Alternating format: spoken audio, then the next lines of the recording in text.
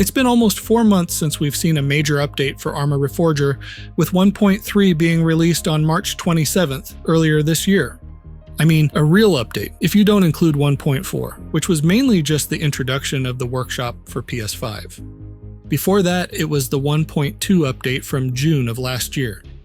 Meaning 2025 is looking like there's only going to be one major milestone update, since I imagine the quote-unquote really long time they want to spend in experimental is likely going to take us to the end of the year. However, just in the last few days, Klamacz, the project lead for Arma Reforger, has been posting cryptic messages again for the community to decipher, and the last few times he's done this was immediately before the next new featured update for the game went into experimental.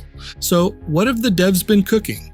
Well, as of the recording of this video, several codes have been deciphered, which are new RPGs, moving on vehicles, new uniforms, rocket types for the RPG-7, disassembly of turrets, anti-personnel mines, establishing bases, group and soldier roles, foliage reacting to characters, vehicle salvage, supply scarcity, task system overhaul, and hit reg tweaks. Each one of these new items could have its own video, and considering these codes are apparently not even half of the feature list, this kraken of an update is going to completely redefine everything we currently know about Conflict. Probably.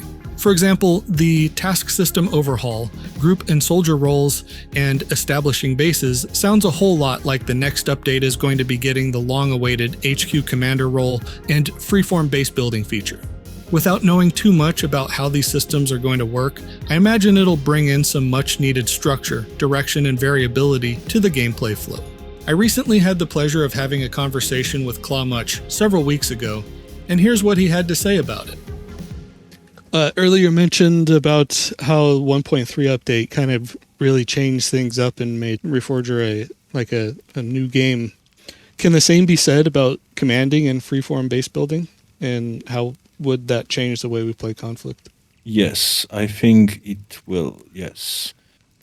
You said commanding, so it's basically HQ commander and the free building of bases.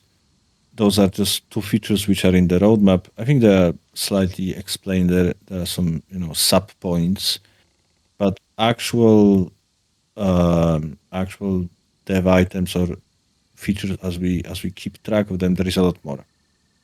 So there are things related to how people communicate, how they coordinate their work, what kind of roles they can take, what commander can ask them to do, and how all of this clicks together and changes the flow of the conflict. Hopefully we'll have a long experimental period, because we kind of predict it's going to be, maybe even controversial. Some people will have to get used to it. Many people will have complaints or opinions.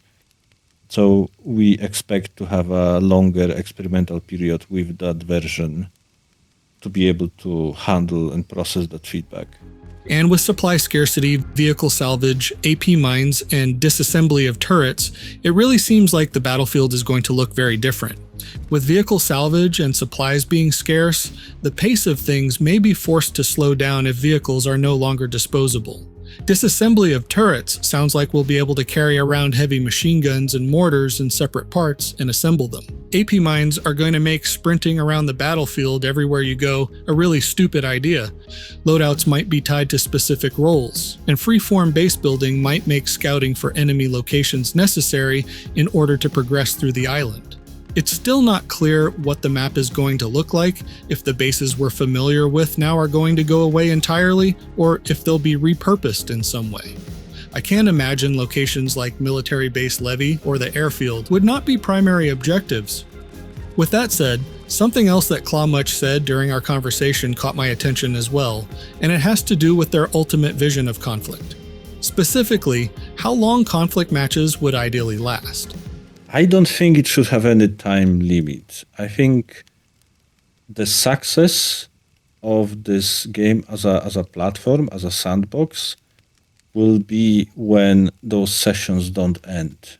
And the ambition was that we need to make traveling through the map and capturing the bases so difficult and so time consuming that you simply cannot drive a jeep from one end to another without being contested just because you are clever. You have to take your time. You have to fight your way through. How long? I think even if it takes 2 hours to beat first base or first two bases, I'm fine with this, because then people usually, I think, they wouldn't call it, oh, the game is boring because I spent an hour fighting over one base. They would say that was a hell of a battle to capture that base. Also, there were a lot of discussions. I think one of the problems with current conflict is still that, like, Montignac has this base placed in this like agricultural area just outside of the city, and the whole city just stands there. There are some FIA patrols in, but often people don't bother because they can go around them.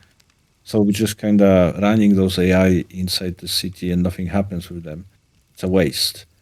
What I would like to see is that either players have to actually fight over the city, or maybe the base is in different position, or maybe there are more tools for people to use the city so they can build their own structures in or do something with it. If progressing through the map is going to be a battle for every square inch, and the ideal outcome for the typical conflict match is that it has no end, then my main issue with rank restricted items is no longer as big of an annoyance if I can come back the next day or the next week and pick up where I left off with the same battle over the island still raging. In that case, it could take twice as long to rank up and I'd still be okay with it. I know there's going to be people who find this quote-unquote ideal state to be bad because they want to see the end of a match. I know, because I used to be one of those people, until I took a step back and got to appreciate the breath of fresh air that conflict can be when you have time and room for maneuvering that isn't limited to 90 minutes of pure intensity once a week. The main idea here is that you sort of need to have a shift in perspective. If your expectation is that you're going to start and end a match during the same gameplay session, then you're going to be left unfulfilled. But if your expectation is to log on and play your part in something much bigger, then I can see how 4 hours can quickly fly by before you're forced to be pried away from the game. If Bohemia can pull this off and matches really do take weeks or months, and if battles actually do take place throughout different parts of the town or city because of some requirement for capturing, then we just might be seeing persistent wars on the level of Foxhole. But in first person, which is really exciting. And with foliage reacting to characters, well, let's just say that was one of my pet peeve metas that I discussed in a previous video, and it was also one of the things we talked about in my conversation with him, which you can watch here. Until next time, my name is Ironbeard, and I hope to see you on the experimental servers. At least that's where I'll be once the update goes live.